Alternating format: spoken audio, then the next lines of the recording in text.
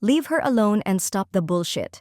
Ellen Adarna pinagtatanggol ang kanyang kaibigang si Pernilla Sju sa mga nambabash dito na ito daw ay isang homewrecker at aagawin daw nito ang asawang si Derek Ramsey. Naging matapang nga ang mga sagot ni Ellen Adarna sa mga nagsasabing bantayan daw ang kanyang asawang si Derek Ramsey dahil sa nagiging close din ito sa kanyang kaibigang si Pernilla Sju.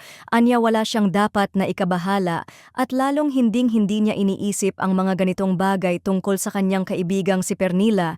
Ang tanging makakapag-isip lamang daw ng mga ganitong bagay ang mga babaeng walang kumpiyansa sa sarili at mga babaeng selosa at walang tiwala sa kanilang mga asawa. Nagpaabot naman si Ellen ng mensahe sa mga nambabash kay Pernilla na tigilan na ang mga isyu patungkol sa kanilang kaibigan, mabuting tao nga daw ito at hindi nga nito magagawa ang mga ibinibintang ng mga tao dito, lalong-lalo na ang makipagrelasyon kay Philmar.